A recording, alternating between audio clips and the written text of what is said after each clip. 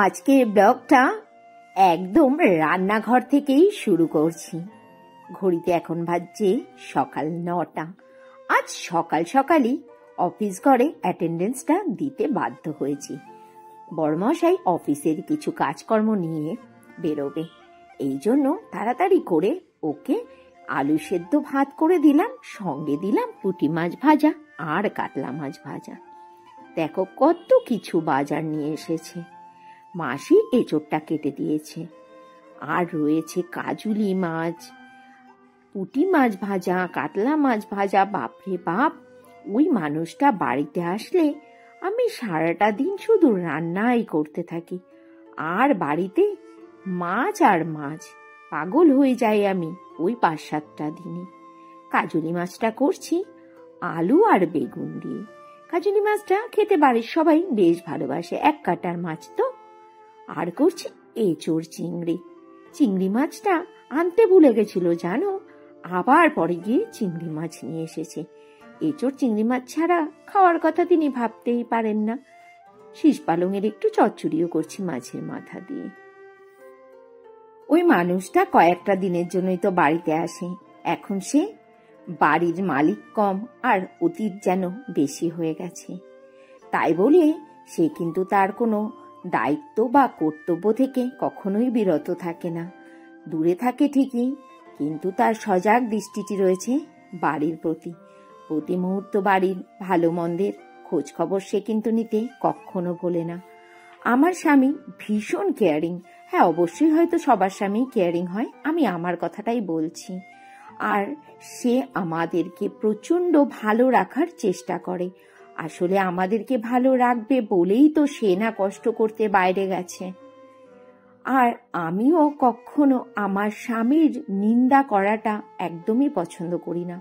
আমি নিজে তো কখনো আমার স্বামীর নিন্দা করি না। হ্যাঁ, তাই বলে ভেবো না ঝগড়া করি না। অবশ্যই কোমর বেঁধে স্বামীর সাথে ঝগড়া করে নিই, এটা তো সব সংসারে, এটা না থাকলে তো হবেই না, তাই না? টক মিষ্টি সব নিয়েই তো সংসার। হ্যাঁ, যা বলছিলাম, আমার স্বামীকে আমি এতটুকুও অসম্মান করি না, আর কখনো তার পাস্ট নিয়ে টানাটানিও করি না। আর কেউ যদি আমার স্বামীকে এতটুকু অসম্মান করার চেষ্টা করে না, সে আমার যত কাছেরই লোক না হোক না কেন, তাকে আমার জীবন থেকে দূরে সরিয়ে দিতে এক মুহূর্তও আমি ভাববো না।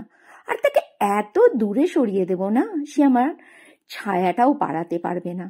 আমি নিজের অপমান ভুলতে পারি, কিন্তু আমার স্বামী বা সন্তানের অপমান এক মুহূর্তের জন্য ভুলবো না। এখন বাজে দুপুর 2:30, আর এখন লাঞ্চ করব। তোমাদের দাদা ভাই একটুখানি অফিসের কাজে গেছে, ও আজকে লাঞ্চ করবে না, সকালে খেয়ে গেছে। দেখে নাও আজকে লাঞ্চ মেনুতে কি কি রয়েছে। রয়েছে এখানে চিকেনটা আগের দিনের গরম করেছি, মাসি দিয়েছে ছোলার শাক। রয়েছে এখানে এঁচোড় চিংড়ি, এখানে রয়েছে পালং শাক মাছের মাথা দিয়ে, রয়েছে টমেটোর চাটনি, আর রয়েছে কাজুলি মাছ আলু বেগুন দিয়ে। মাইক্রোওভেনে ভাতটাও গরম হয়ে গেছে, মাইক্রোওভেনও বাজার বাজিয়ে দিয়েছে। চলো আর সময় নষ্ট করব না, তাড়াতাড়ি করে লাঞ্চটা করে নিই। সন্ধেবেলাতে তোমাদের দাদাভাই বাড়িতে আসার পরে একটু চা খেয়ে বেরিয়ে পড়লাম একটু মার্কেটের দিকে। এসে গেছি একটা জুয়েলারি শপে। বুলটির তো বিয়ে চলেই এসেছে, ওর জন্য নেব একটা গিফট। বুলটিকে বলেই রেখেছিলাম যে তোর জন্য আমি একটা রূপোর সিঁদুরের কৌটো নেব, এটা তোর কাছে সব সময় থাকবে। তুই চাইলেও এই জিনিসটাকে ব্যবহার করবি না এরকম হতেই পারবে না। আমি বুলটির জন্য এই দোকান থেকে একটা রূপোর সিঁদুরের কৌটো নিয়েছি। এই দেখো, কেমন হয়েছে কমেন্টস করে বলো কিন্তু।